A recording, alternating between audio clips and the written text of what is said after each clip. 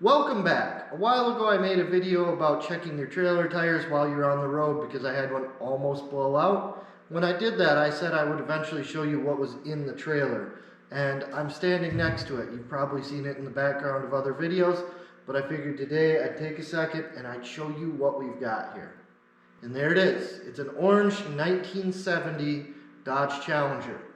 This car started out its life as a 318 automatic. Really the only notable option it had was air conditioning, which I don't have working on it anymore. So it was a perfect car for me because it was not one of the super high dollar Hemi or 446 pack or even a big block car. So I was allowed to kind of do what I wanted with it. And as I was doing what I wanted with it, my ideas and plans changed a little bit. And as it stands today, I kind of wish I would have gone a little bit different route. But I'll show you around it real quick. As you may have noticed just from taking the cover off, this car is not really quite done yet.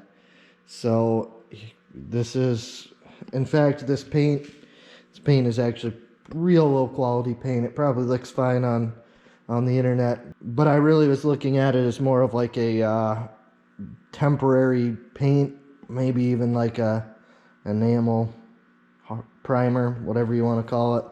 This is just on there to get it away from bare steel, get it back to where I can enjoy it a little bit and drive it. Because the worst thing about one of these is tearing them all the way apart and not being able to use them. So under the hood, some of you may recognize this, but probably a lot of people don't. Up here on the passenger inner fender apron, this is a JTEC computer. So that was like a 96 to 03-ish Chrysler computer system. They kind of phased it out in stages, so I'm not really sure what to call the end of it, but they were pretty well done about 03. So as you look underneath here, this is actually a really big small block. So this is a 426 cubic inch stroker small block with ridiculously high compression, and honestly this made this car kind of suck. Before this it was a super drivable fun car that still ran like 12s. Now I don't know what it runs, but it sucks to drive. Ouch. So up under this corner here I've got the fuse box for the fuel injection system. Other than this little area that I still need to clean back up right behind the fuse block, the harness I think is probably more or less what you would have seen from like a factory harness, so I'm pretty alright with that. I have an air conditioning pump on it. I don't have heater or air conditioning hooked up in the car right now. My radiator's dirty. This core support, this latch plate, those were the original paint. So this car was originally Go Mango Orange. When I got it, it was painted white. I have these trim pieces, I just need to put them on. So at the back window, I'm pretty sure I have them, they're just not on. So the interior, kind of the same deal there. There's a lot of stuff that just needs put together. This wire is to my wideband 02.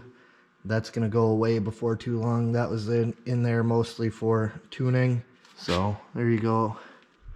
There's the inside. The sill plate's not on the driver's side yet. It's still in the back seat.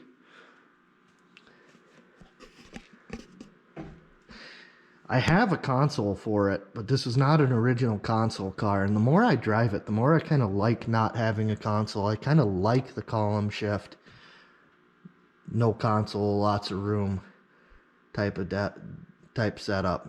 And over there hanging is a button. You probably can't see it, but my overdrive on off button is hanging over there too. Right now this has a 46RE with a bunch of 47RE internals, so it's kind of just a beefed up 46RE trans. You may have noticed some nitrous express and a lack of battery. So here's another kind of cool thing about this car. We've got Roadkill Nights from 2016. This one's 17, and then that one's 18. So this has been at Roadkill Nights on Woodward Avenue 3 years.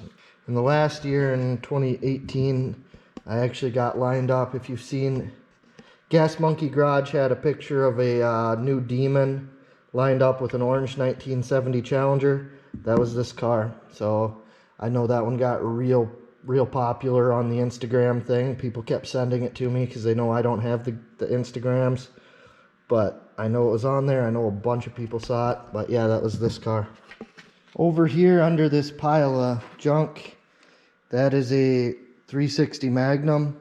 I'm actually going to be pulling the 426 out and going back to that just because I'll be able to street drive it. That 426 with like 13.5, 14 to 1 compression, big motor, it has to run on race fuel. It really kills the drivability of the car. I shouldn't say it kills the drivability of the car. The drivability is actually super nice. It has all kinds of power. It runs good and it does whatever. But at $8 a gallon and like 5 miles per gallon, it makes it so I can't drive it. I'm going to put this 360 back in there. I'll throw a little bit of a cam. I've got an M1 intake. I'll juice it up a little bit. Probably be somewhere in like the 350 horse range. Then throw 150 shot of nitrous at it. And yeah, it'll be just more pleasant to drive. Hit that subscribe button. I'll probably do some stuff with it in the future. Obviously, I just showed you the engine. I'm planning on changing that. This fuel injection swap, I did it all myself. If I had to do it all over again, now with the availability of stuff that's out there, I probably would not go the route that I did. I started this in 2010-ish. So the aftermarket support for EFI and transmissions and all that stuff was not quite as good as it is now. There's a lot more options that started to pop up very shortly after I started this. And yeah, so that's it. Hit the subscribe button. Thanks for watching, and I'll see you later.